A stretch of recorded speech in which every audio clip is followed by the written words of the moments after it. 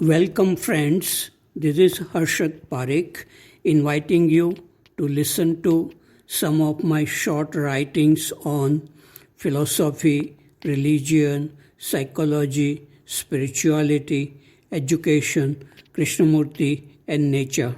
I hope you have a good listening. This is audio number 123, article 816. It is good to know that the governments and citizens of India will make more effort in cleaning up of our cities and rivers. But that by itself is not sufficient to make India beautiful. What is of greater importance is to clean up our mind of corruption and violence. Mahatma Gandhi, Krishnamurti, and sages and mystics of India were very much concerned about the inner cleanliness of our mind and heart. The outer cleanliness will come naturally out of the inner cleanliness. Article number 817. Breaking a temple and constructing a mosque, and then breaking the mosque and constructing a temple is not religion, but it is politics with violence. Religion is about understanding the self or ego, being free from violence, having love, peace, and compassion. One song of Mukesh says, "Shahid शराब पीने दे, मस्जिद में बैठकर, या वो जगह बता दे जहाँ पर खुदा न हो." It means, let me drink wine in a mosque or tell me where God is not. And one song of Manna Day says, तुझ में राम, मुझ में राम, सब में राम समाया, सबसे कर ले प्यार जगत में, कोई नहीं है पराया. It means, Ram is within you, Ram is within me, Ram is everywhere. Love everyone, no one is separate. The true culture of India, unity in diversity, considering the world as a family, seems to be deteriorating. Too much violence is seen everywhere, even in parliament, on news channels, in films, in cities and families. I read somewhere in a newspaper that Mirzapur is a good web series film. I saw the first episode of it. It was full of vulgarity and violence. I will not see the remaining episodes, even if someone pays me to watch. This kind of films spread too much negativity and is very harmful in destroying sensitivity. No doubt, people connected with film industry have good talents, but no vision to create goodness and love. Article number 818. I know a group of people who meet once a week in a city to discuss the teachings of Krishnamurti. They have read many books of Krishnamurti, but they do not listen to each other. Sometimes they get excited and start shouting at each other.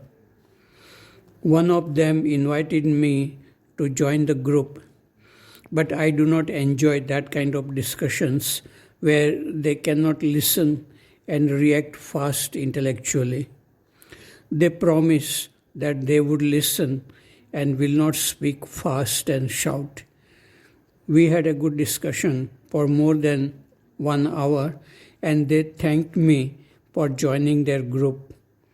People who are able to listen to their own mind, they can also listen to others without getting excited.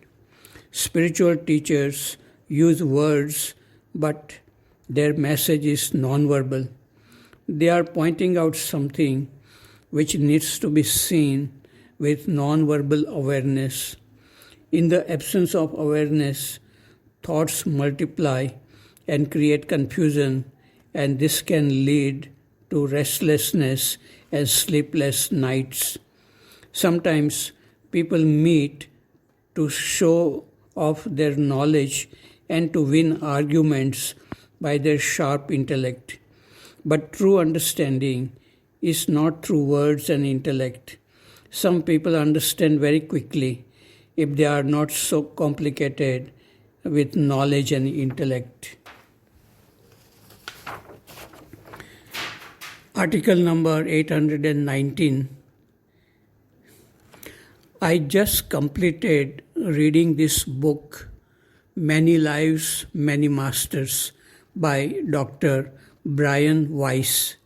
The author, Dr. Weiss, is a well-known psychiatrist and has received a MD degree in 1970 from Yale University School of Medicine. He was appointed the chief of psychiatry in a hospital in Miami. He believed strongly in traditional scientific methods in curing psychological problems of his patients. A lady named Catherine came to Dr. Weiss for treatment of her psychological fears of drowning in water, flying in aeroplanes, of dying. She was not able to sleep well and had nightmares.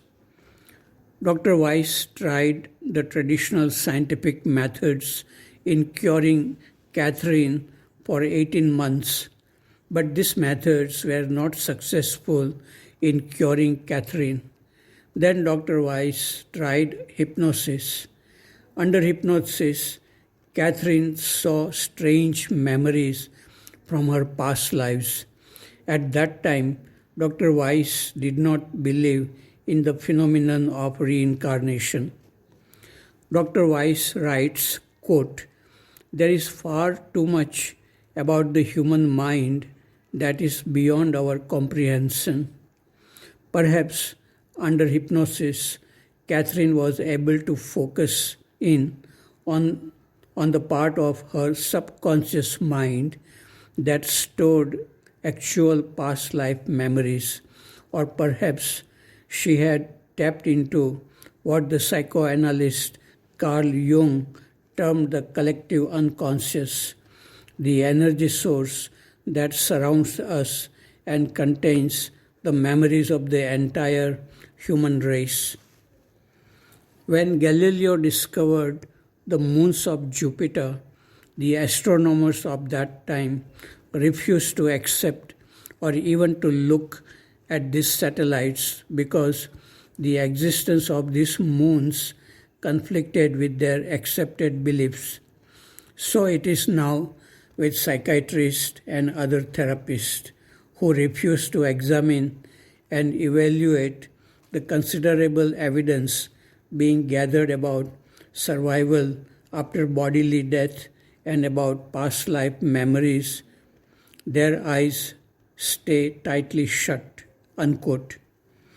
Under hypnosis, Catherine was able to see something about Dr. Weiss's present life, about his past, which she did not know in the normal wakeful state.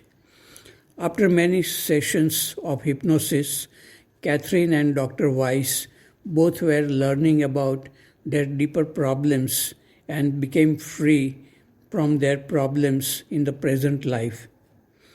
When a person feels strongly that life does not end with death of the body, the fear of dying disappears.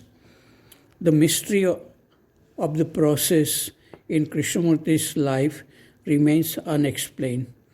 During this process, Krishnamurti's voice became that of a child and he was speaking strange sentences. Krishnamurti himself did not remember much of what happened during this process, but he knew that he would be full of energy and freshness after this phenomenon. Was it a kind of out of body phenomenon, meeting with highly evolved beings called the masters? In this book, too, masters are mentioned as bright spirits speaking through Catherine, and Catherine did not remember anything when she came out of hypnosis. In short, we know very little about life and mind, which contains the whole of humanity and the evolution of life through millennia. Article 820. When all questions and imaginations drop, only the self-aware self without any content remains. Article 821. It was a pleasure to meet students of Class 7A again this morning. Some of them wanted me to take their culture class again. We sat in a circle in the assembly hall and talked about the importance of creating happiness for ourselves and others. This morning, I had seen two boys fighting verbally in the dining hall, and one boy's forehead was swollen with tension. Children fight and adults fight too, either with words or with weapons, and create so much unhappiness in the world. We also listen to 3 songs from old Hindi films, which they listen well. Teachers feel that some students of classes 7A and 7B are not well behaved.